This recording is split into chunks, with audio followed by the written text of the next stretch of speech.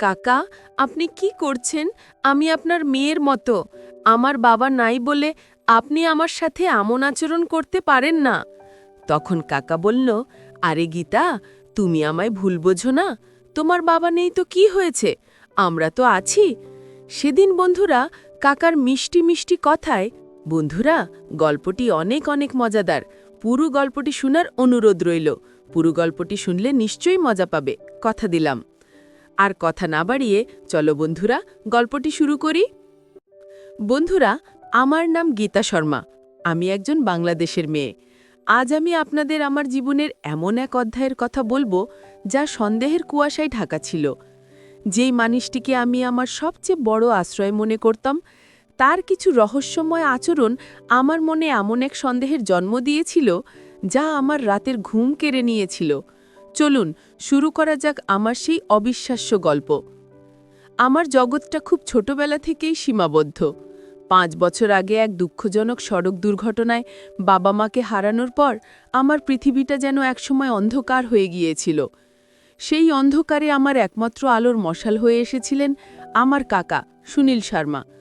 বাবা মার মৃত্যুর পর থেকে তিনিই আমার অভিভাবক, আমার বন্ধু, আমার বেঁচে থাকার একমাত্র অবলম্বন। তিনি আমাকে নিজের মেয়ের থেকেও বেশি ভালোবাসতেন, কখনো কোনো কিছুর অভাব বুঝতে দেননি। তার ছায়াতলেই আমি বড় হয়েছি। স্কুল কলেজের গণ্ডি পেরিয়ে এখন বিশ্ববিদ্যালয়ের শেষ বর্ষে পড়ছি। আমাদের ছোট সংসারটা বাইরে থেকে দেখতে বেশ গোছানো, আর 10টা সাধারণ পরিবারের মতোই ছিল। সময়ের স্রোতে আমিও বড় হয়েছি। আমার জগৎ এখন শুধু কাকার স্নেহ আর শাসনের মধ্যে সীমাবদ্ধ নেই। আমার বন্ধুবান্ধব হয়েছে, নিজস্ব কিছু স্বপ্ন তৈরি হয়েছে।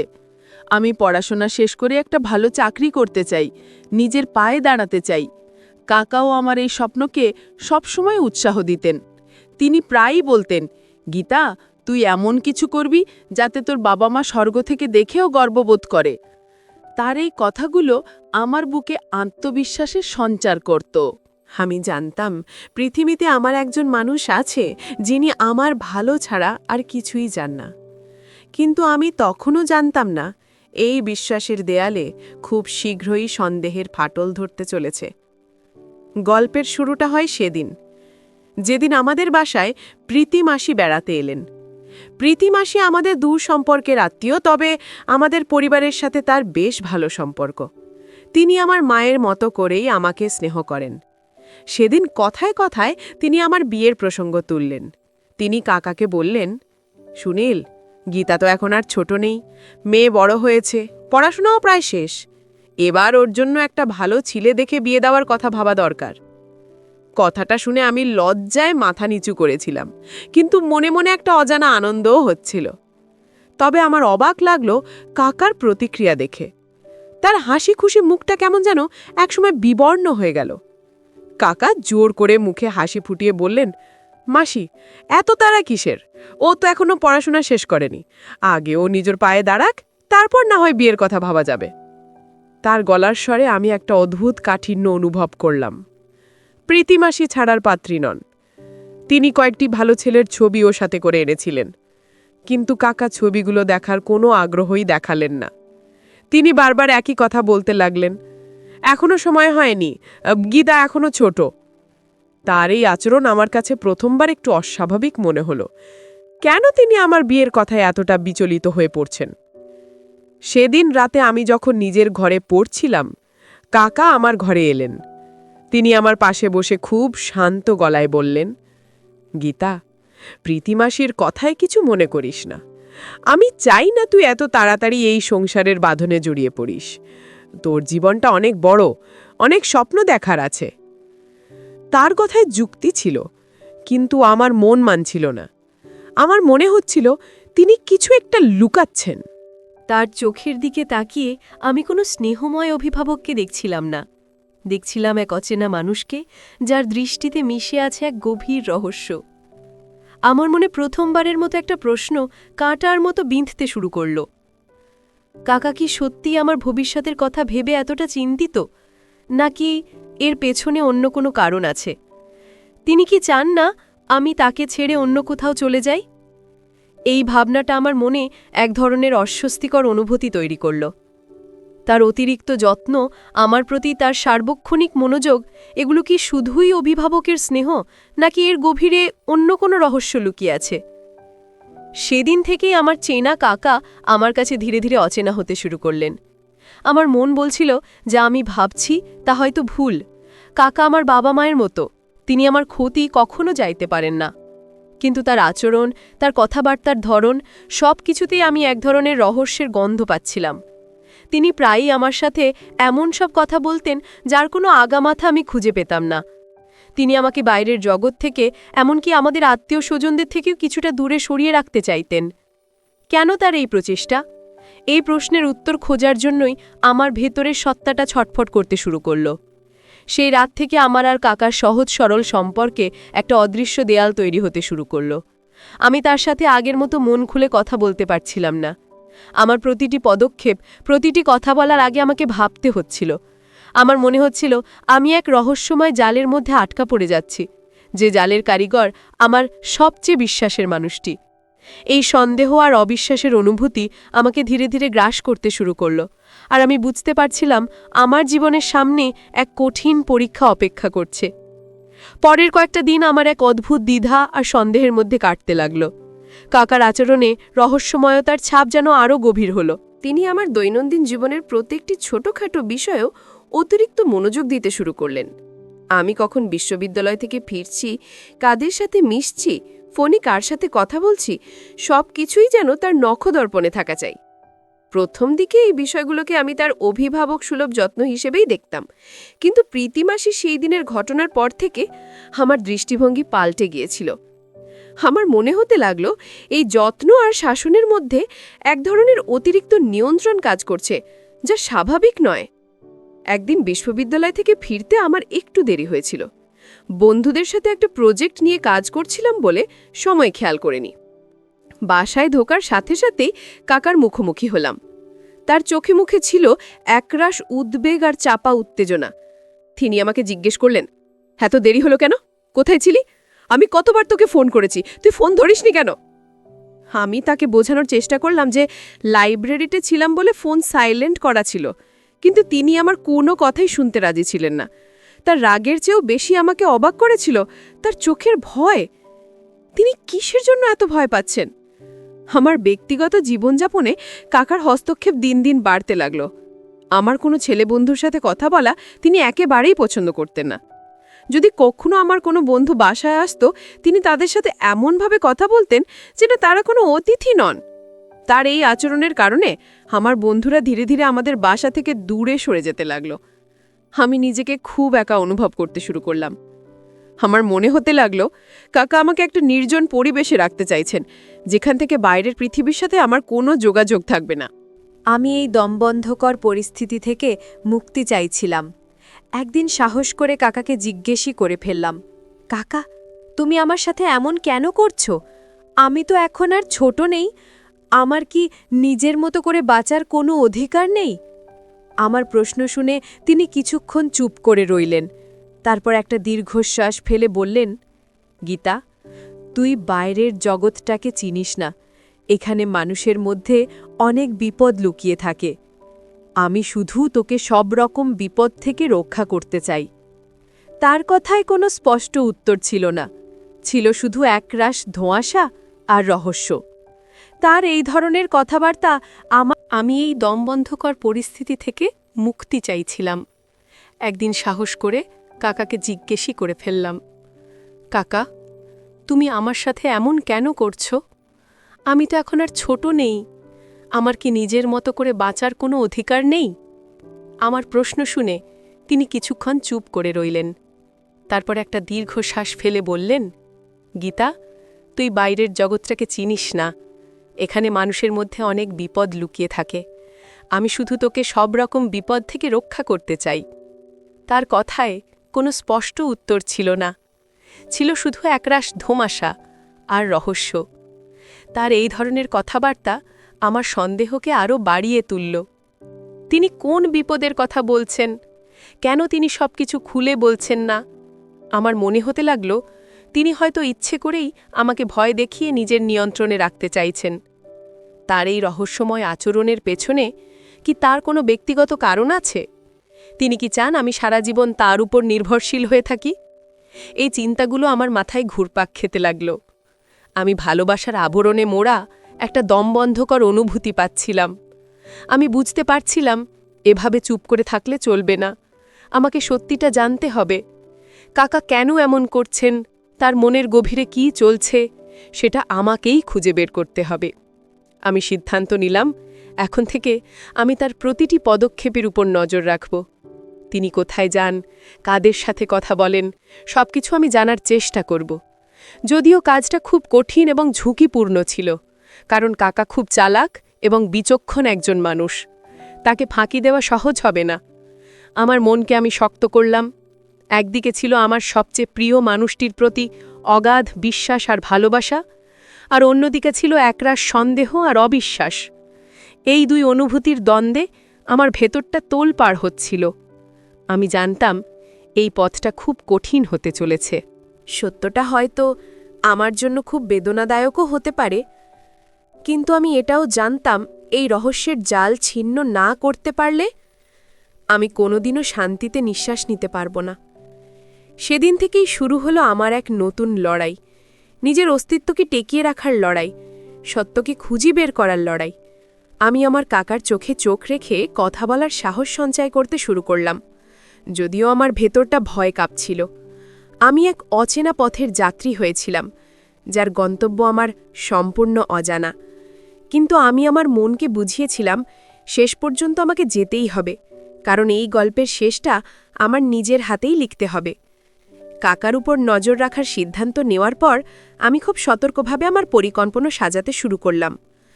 আমি জানতাম সামান্যতম ভুল হলেই তিনি সবকিছু ধরে ফেলবেন এবং তখন পরিস্থিতি আরও জটিল হয়ে উঠবে। তাই আমি আমার স্বাভাবিক আচরণের কোনো পরিবর্তন আনলাম না। তার সামনে আমি আগের মতোই সহজ সরল গীতা সেজে রইলাম, কিন্তু আড়ালে আমার চোখ আর কান দুটোই সজাগ থাকল। আমার প্রথম লক্ষ্য ছিল কাকার মোবাইল ফোন এবং তার ব্যক্তিগত ডায়েরি, যদি সেরকম কিছু থাকে তা পরীক্ষা করা। আমি জানতাম সেখানেই হয়তো কোনো না কোনো সূত্র লুকিয়ে থাকতে পারে। কয়েকদিন চেষ্টার পর একদিন সুযোগটা এসেই গেল। কাকা স্নান করতে বাথরুমে ঢুকেছিলেন আর ভুল করে তার মোবাইল ফোনটা বিছানার উপর রেখে গিয়েছিলেন। আমার বুকটা ধরভর করতে লাগল। আমি জানতাম আমার হাতে সময় খুব কম। আমি দ্রুত পায়ে তার ঘরে ঢুকে ফোনটা হাতে তুলে নিলাম। ফোনটা লক করা ছিল, কিন্তু ভাগ্যক্রমে আমি তার পাসওয়ার্ডটা জানতাম। তিনি প্রায়ই আমার সামনেই ফোন আনলক করতেন।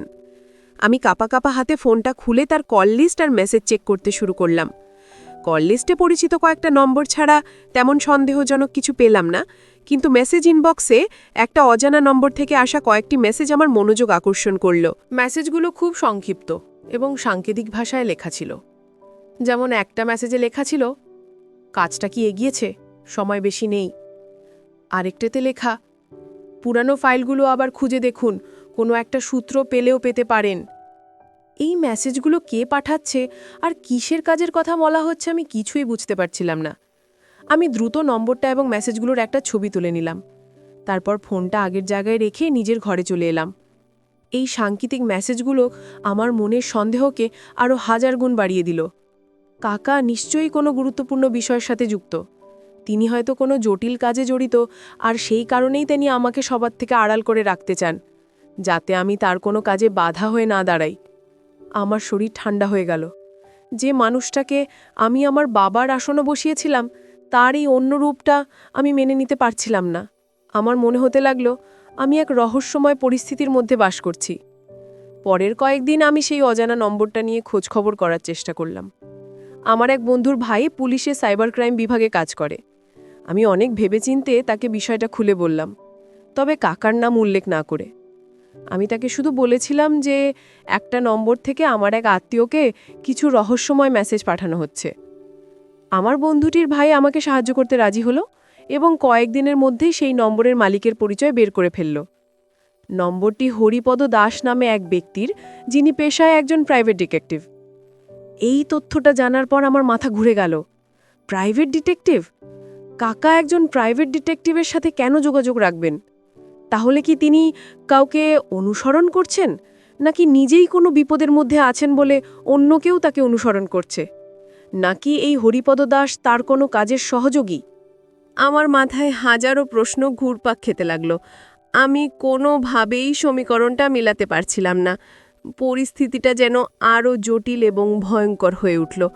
আমি বুঝতে পারছিলাম আমি এক গভীর জলের দিকে এগিয়ে যাচ্ছি। এই রহস্যের জাল যতটা আমি ভাবছিলাম তার চেয়েও অনেক বেশি বিস্তৃত এবং জটিল। আমার মনে হলো একাই পথে চলা আমার জন্য নিরাপদ নয়। আমার এমন কাউকে দরকার যাকে আমি বিশ্বাস করতে পারি এবং যে আমাকে এই বিপদ থেকে উদ্ধার করতে সাহায্য করতে পারে। কিন্তু আমি কার কাছে যাব? প্রীতিমাসি, তিনি কি আমার কথা বিশ্বাস করবেন নাকি উল্টো আমাকেই ভুল বুঝবেন? এই সব ৭-৫ ভাবতে ভাবতে আমি আরও একটা সিদ্ধান্ত নিলাম। আমি ঠিক করলাম আমি সরাসরি হরিপদ দাসের সাথে দেখা করব। তার কাছ থেকেই হয়তো আমি আসল সত্যিটা জানতে পারব।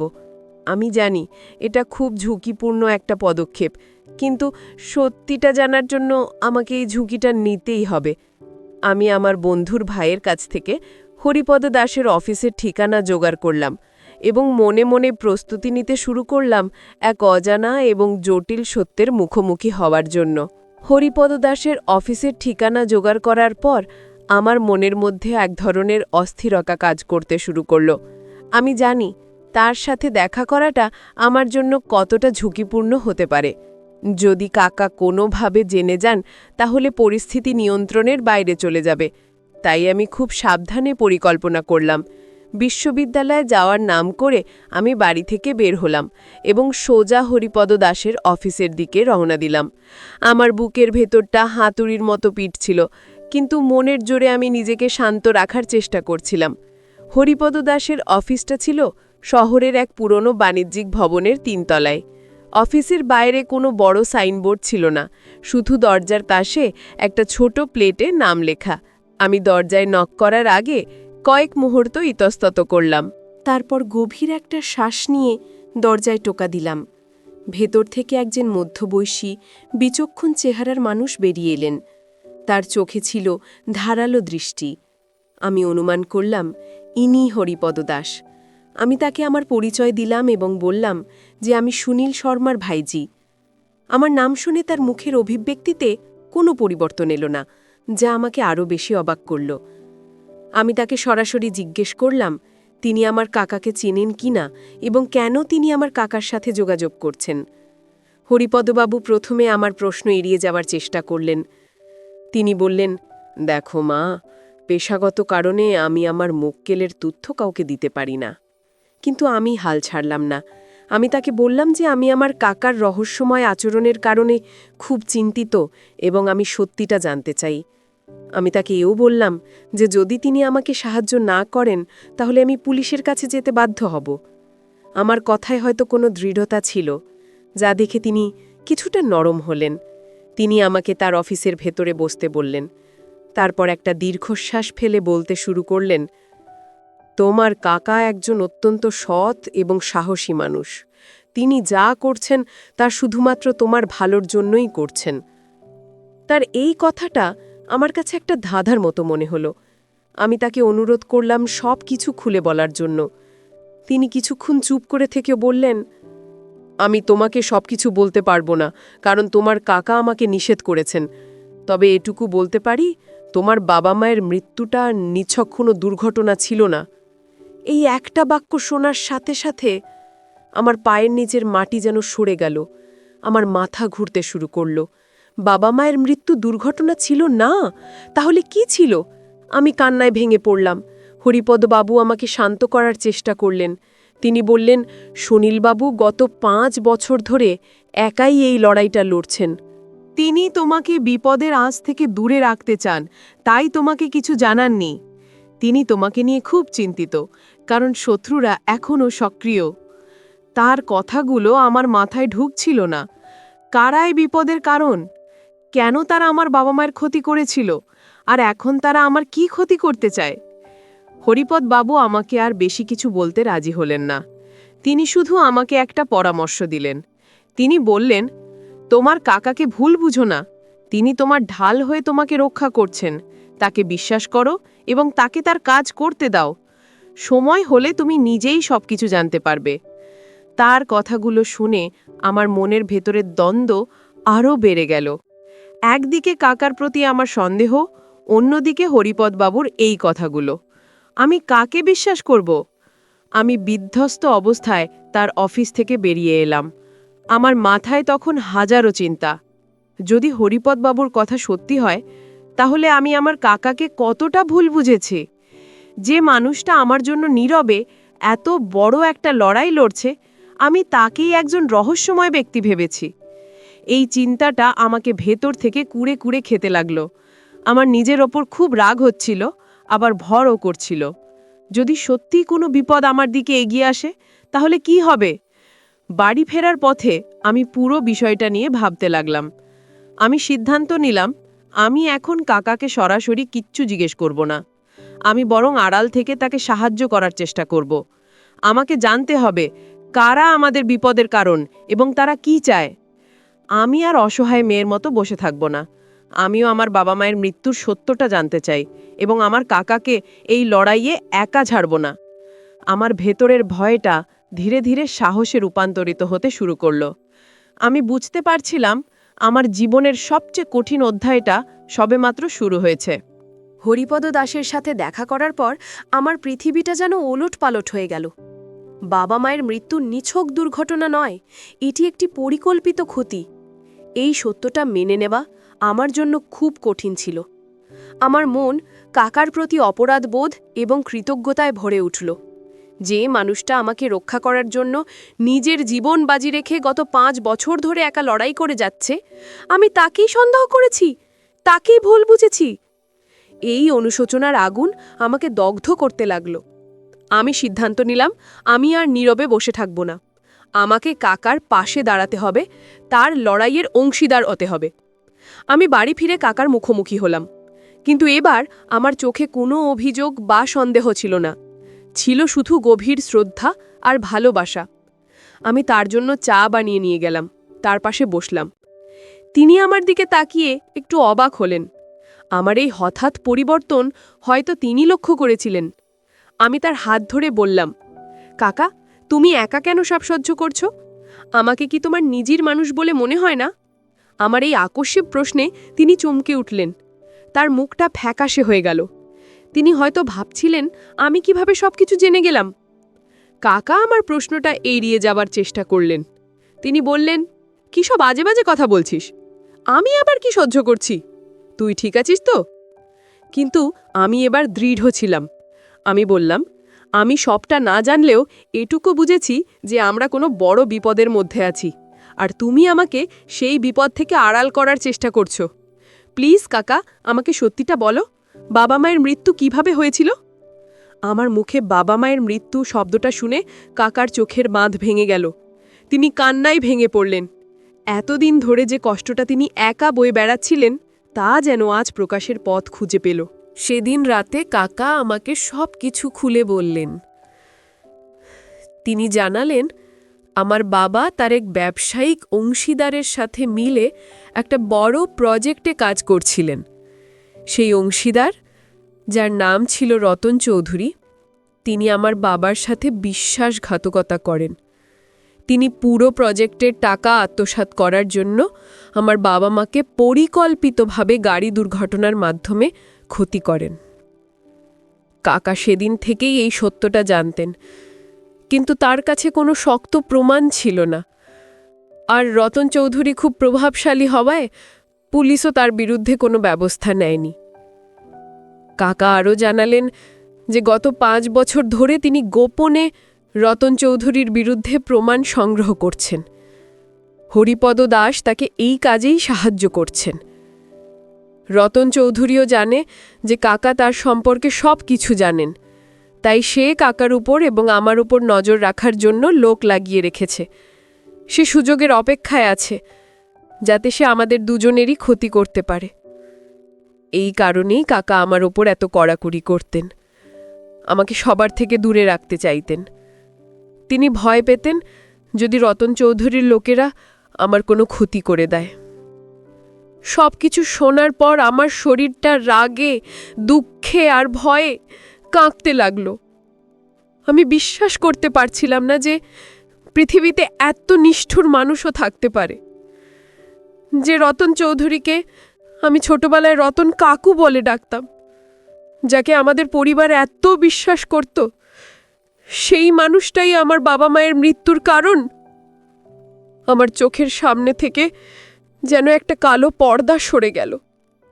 আমি এতদিন যেটাকে কাকার রহস্যময় আচরণ বা বাজে উদ্দেশ্য ভাবছিলাম, সেটা ছিল আসলে আমাকে রক্ষা করার একটা তীব্র প্রচেষ্টা। আমি কাকার হাত ধরে বললাম, কাকা, তুমি আর একা নও, এই লড়াইয়ে আমিও তোমার সাথে আছি। আমরা একসাথে বাবা মায়ের ক্ষতিকারককে শাস্তি দেব। আমার কথায় কাকা ভরসা পেলেন। তার চোখে আমি এক নতুন আশার আলো দেখতে পেলাম। তিনি আমাকে জড়িয়ে ধরে বললেন, আমি জানতাম তুই আমার সাহসী মেয়ে, কিন্তু পথটা খুব কঠিন। আমাদের খুব সাবধানে পা ফেলতে হবে। আমি মাথা নেড়ে সায় দিলাম। আমি জানি এই পথ ফুলে ঢাকা নয়, কাঁটায় ভরা। কিন্তু আমি ভয় পেলাম না। সেই রাতটা ছিল আমার জীবনের এক নতুন অধ্যায়ের সূচনা। আমার ভেতরে শিশুসুলভ গীতা সেদিন মারা গিয়েছিল এবং জন্ম নিয়েছিল এক পরিণত, সাহসী এবং দৃঢ় প্রতিজ্ঞ গীতা। আমি আর আমার কাকা মিলে শপথ নিলাম, যে করেই হোক আমরা রতন চৌধুরীর মুখোশ খুলে দেব এবং তাকে আইনের হাতে তুলে দেব। আমাদের দুজনের শক্তি যেন এক হয়ে গেল। আমরা জানতাম আমাদের সামনে এক ভয়ঙ্কর চ্যালেঞ্জ অপেক্ষা করছে, কিন্তু আমরা এটাও জানতাম সত্যের জয় একদিন হবেই। কাকার কাছ থেকে সব সত্যি জানার পর আমাদের দুজনের সম্পর্কটা এক নতুন মাত্রা পেল। এখন আর আমাদের মধ্যে কোনো লুকোচুরি বা সন্দেহের দেয়াল ছিল না।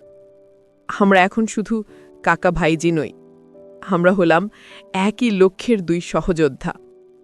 আমাদের লক্ষ্য একটাই, রতন চৌধুরীর পাপের সাম্রাজ্য ধ্বংস করা এবং আমার বাবা মায়ের আত্মার শান্তি দেওয়া।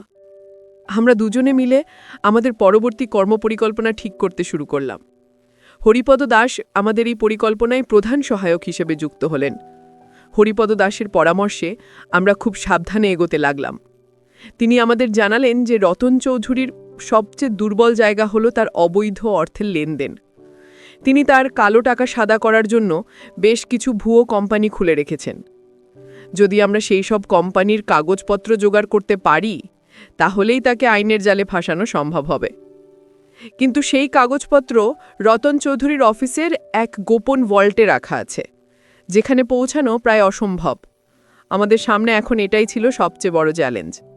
আমরা জানতে পারলাম রতন চৌধুরীর অফিসে একজন নতুন পার্সোনাল অ্যাসিস্ট্যান্ট নিয়োগ করা হবে। এটা আমাদের জন্য একটা সুবর্ণ সুযোগ ছিল। আমি এবং কাকা মিলে সিদ্ধান্ত নিলাম যে আমি ওই পদের জন্য আবেদন করব। প্রথম দিকে কাকা এই প্রস্তাবে রাজি হচ্ছিলেন না। তিনি আমার নিরাপত্তা নিয়ে খুব চিন্তিত ছিলেন, কিন্তু আমি তাকে বোঝালাম যে শত্রুর দুর্গে প্রবেশ না করতে পারলে তাকে হারানো সম্ভব নয়। তাছাড়া হরিপদবাবু আমাদের আশ্বাস দিলেন যে তিনি বাইরে থেকে আমার নিরাপত্তার সব ব্যবস্থা করবেন।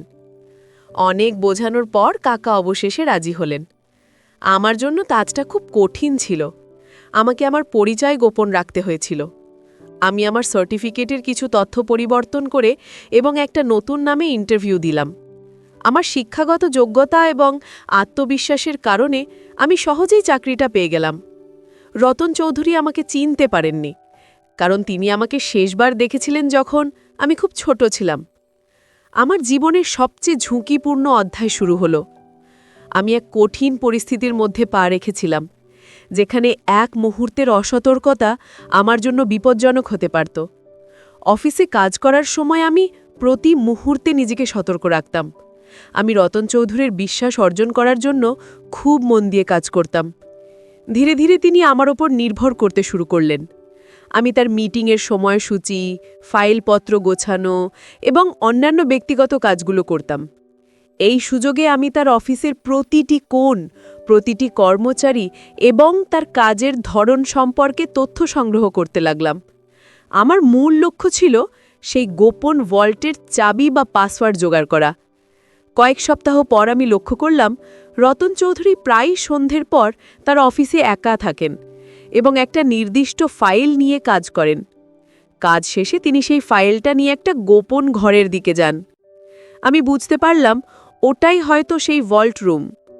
আমি সুযোগের অপেক্ষায় রইলাম। একদিন আমি ইচ্ছে করে অফিসে বেশি সময় কাজ করার অজুহাত করলাম। সবাই চলে যাওয়ার পর আমি লুকিয়ে রইলাম। রতন চৌধুরী তার কাজ শেষ করে যখন সেই গোপন ঘরের দিকে যাচ্ছিলেন, আমি আড়াল থেকে তার ওপর নজর রাখলাম। আমি দেখলাম তিনি একটা ছবির ফ্রেমের পেছনে থাকা একটা গোপন সুইচ টিপে ভল্টের দরজা খুললেন। তারপর ভেতরে ঢুকে কিছু কাগজপত্র রেখে আবার বেরিয়ে এলেন। আমার বুকটা উত্তেজনায় কাঁপছিল। আমি অবশেষে ভল্ট খোলার রহস্যটা জেনে গেছি। কিন্তু এখন প্রশ্ন হলো, আমি ভেতরে ঢুকব কিভাবে? রতন চৌধুরী খুব ধূর্ত। তিনি নিশ্চয়ই কোনো না কোনো নিরাপত্তা ব্যবস্থা করে রেখেছেন। আমাকে এমন একটা সুযোগ খুঁজতে হবে যখন তিনি অফিসে থাকবেন না এবং আমি নিরাপদে আমার কাজ করতে পারব। আমি আমার এই আবিষ্কারের কথা সঙ্গে সঙ্গে কাকাকে এবং হরিপদ দাসকে জানালাম। তারা দুজনেই আমার সাহসের প্রশংসা করলেন, কিন্তু সাথে সাথে আমাকে আরও বেশি সতর্ক থাকতে বললেন। হরিপদবাবু জানালেন যে আগামী সপ্তাহে রতন চৌধুরী 2 দিনের জন্য শহরের বাইরে একটা ব্যবসায়িক সফরে যাবেন। এটাই হবে আমাদের জন্য সবচেয়ে বড় সুযোগ। আমরা সেই 2 দিনের মধ্যেই আমাদের চূড়ান্ত আঘাত হানার জন্য প্রস্তুতি নিতে শুরু করলাম। আমার হৃদয়ের স্পন্দন বেড়ে যাচ্ছিল। আমি জানতাম এই শেষ চালটা যদি সফল হয় তাহলে আমাদের জয় নিশ্চিত। রতন চৌধুরী শহরের বাইরে যাওয়ার দিনটা অবশেষে চলে এলো। আমাদের পরিকল্পনা অনুযায়ী এটাই ছিল আমাদের চূড়ান্ত অভিযানের সময়। আমার ভেতরটা উত্তেজনা এবং ভয়ে একসঙ্গে কাঁপছিল। আমি জানতাম এই অপারেশনের সাফল্যের ওপর আমার বাবা মায়ের ন্যায় বিচার এবং আমাদের ভবিষ্যৎ নির্ভর করছে। হরিপদ দাসের দল বাইরে থেকে পুরো এলাকার ওপর নজর রাখছিল এবং কাকা আমার সাথে সতত যোগাযোগ রাখছিলেন একটা ক্ষুদ্র ইয়ারপিসের মাধ্যমে, যেটা আমার কানে লাগানো ছিল। আমাদের পরিকল্পনা ছিল নিখুঁত, কিন্তু বাস্তব পরিস্থিতি সবসময় পরিকল্পনার মতো হয় না। সেদিন অফিসে আমি স্বাভাবিকভাবেই আমার কাজ করছিলাম। রতন চৌধুরী যাবার আগে আমাকে একগাদা কাজ বুঝিয়ে দিয়ে গেলেন। তিনি চলে যাবার পর আমি সুযোগের অপেক্ষায় রইলাম। অফিস ছুটির পর যখন সবাই একে একে বেরিয়ে গেল, আমি আমার কাজ শেষ করার অজুহাত করে অফিসে থেকে গেলাম। সিকিউরিটি গার্ডকে আমি বললাম যে বসের দেওয়া কিছু জরুরি কাজ শেষ করতে আমার একটু দেরি হবে। তিনি আমাকে আগে থেকেই চিনতেন এবং আমার কাজের প্রতি বসের আস্থা সম্পর্কে জানতেন, তাই কোনো সন্দেহ করলেন না। পুরো অফিস খালি হয়ে যাওয়ার পর আমি আমার কাজ শুরু করলাম। আমি প্রথমে সিসিটিভি ক্যামেরা সংযোগ সাময়িকভাবে বিচ্ছিন্ন করার চেষ্টা করলাম, যার প্রশিক্ষণ আমাকে হরিপদবাবু আগে থেকেই দিয়েছিলেন। তারপর আমি কাঁপা কাঁপা হাতে রতন চৌধুরী কেবিনের দিকে এগিয়ে গেলাম। তার কেবিনে ঢুকে আমি সেই ছবির ফ্রেমের পেছনের গোপন সুইচটা টিপে দিলাম। একটা মৃদু শব্দ করে দেয়ালের একটা অংশ সরে গিয়ে গোপন ভল্টের দরজাটা দেখা গেল। আমার বুকটা ধরফর করে উঠল। প্রথম ধাপ সফল হয়েছে। ভল্টের দরজায় একটা ডিজিটাল লক ছিল। আমি জানতাম না পাসওয়ার্ড কী, কিন্তু হরিপদবাবু আমাকে একটা ছোট ডিভাইস দিয়েছিলেন যা দিয়ে ডিজিটাল লকের সম্ভাব্য পাসওয়ার্ডগুলো দ্রুত পরীক্ষা করা যায়। আমি ডিভাইসটা সংযোগ করতেই সেটা নিজের কাজ শুরু করে দিল। প্রতিটি সেকেন্ড আমার কাছে 1 ঘন্টার মতো মনে হচ্ছিল। আমার কানে লাগানো ইয়ারপিসে কাকা আমাকে সতত সাহস জুগিয়ে যাচ্ছিলেন। প্রায় 10 মিনিট পর একটা সবুজ বাতি জ্বলে উঠল এবং ভল্টের দরজাটা খুলে গেল।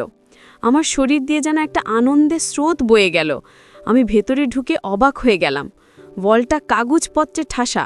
আমি জানতাম আমার হাতে সময় খুব কম। আমি দ্রুত সেই ফাইলগুলো খুঁজতে লাগলাম যেখানে তার অবৈধ ব্যবসার প্রমাণ থাকতে পারে। হরিপদবাবুর দেওয়া তথ্য অনুযায়ী ফাইলগুলোর উপর একটা বিশেষ সাংকেতিক চিহ্ন থাকার কথা। অবশেষে আমি সেই ফাইলগুলো খুঁজে পেলাম। সেখানে শুধু আমার বাবার কোম্পানির কাগজপত্রই ছিল না, আরও অনেক অবৈধ লেনদেন, হাওয়ালার টাকার হিসাব এবং আরও অনেক প্রভাবশালীর নাম জড়ানো ছিল। আমি বুঝতে পারলাম আমরা একটা বিশাল অপরাধ চক্রের সন্ধান পেয়েছি। আমি দ্রুত আমার সঙ্গে থাকা পোর্টেবল স্ক্যানার দিয়ে জরুরি কাগজপত্রগুলো স্ক্যান করতে শুরু করলাম এবং কিছু মূল কপিও আমার ব্যাগে ভরে নিলাম। কাজটা করতে আমার প্রায় আধ ঘন্টা সময় লেগে গেল।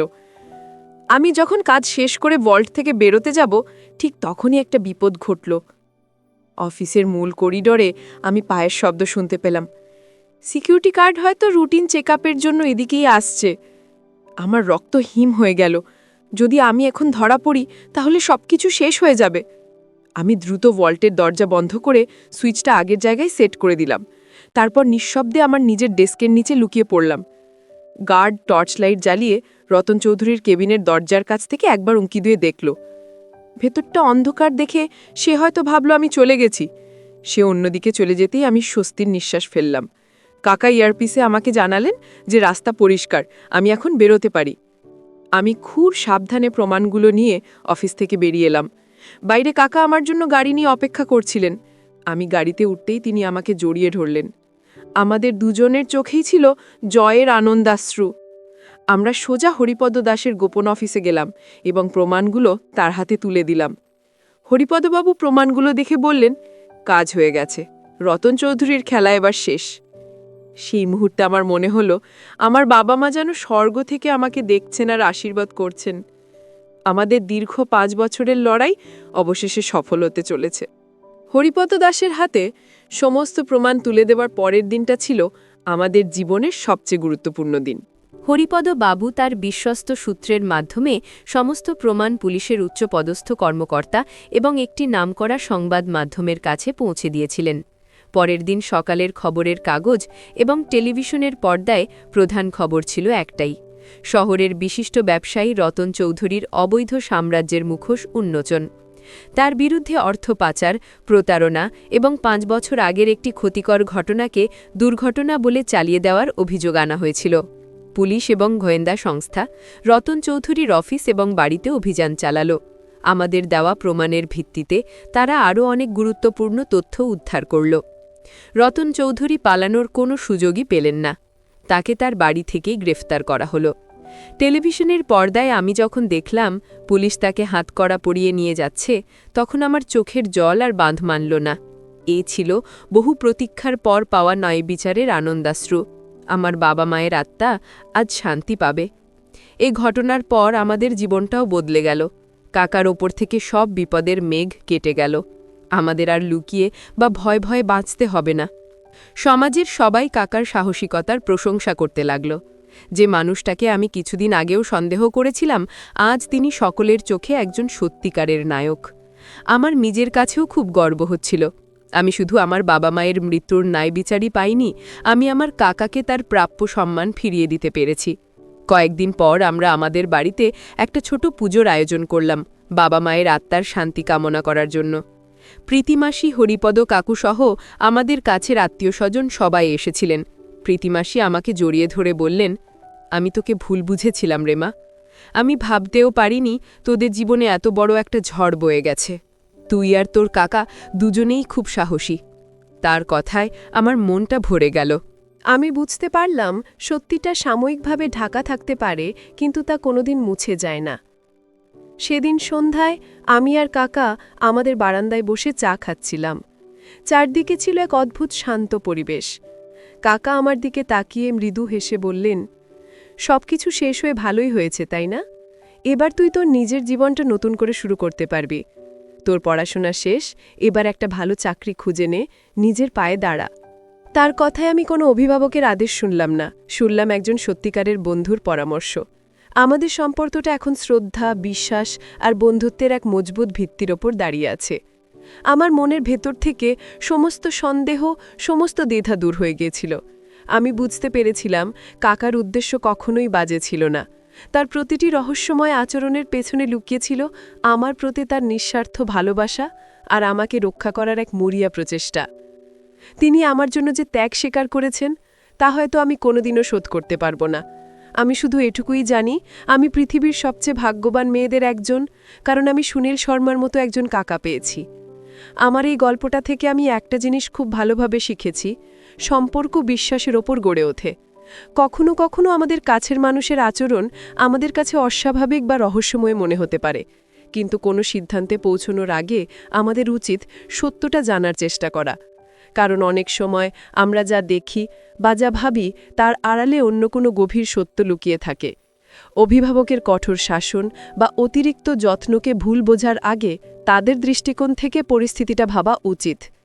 বন্ধুরা, সবশেষে আমি তোমাদেরকে বলবো, ঈশ্বর যার সহায় হন, এই পৃথিবীতে কেউ তার ক্ষতি করতে পারে না। আমাদের জীবনে অনেক কঠিন সময় আসতে পারে, অনেক ঝড় আসতে পারে, কিন্তু যদি আমাদের উদ্দেশ্য সৎ থাকে এবং আমাদের মনে সাহস থাকে, তাহলে আমরা যে কোনো বিপদকেই অতিক্রম করতে পারি। সত্যের পথ হয়তো কঠিন, কিন্তু সেই পথেই আছে সত্যিকারের শান্তি এবং বিজয়। বিশ্বাস, সাহস আর ভালোবাসাই হল জীবনের সবচেয়ে বড় শক্তি। বন্ধুরা, ভালো লাগলে আমার চ্যানেলটিকে তোমরা সাবস্ক্রাইব করে পাশে থাকবেন। সবাইকে ধন্যবাদ।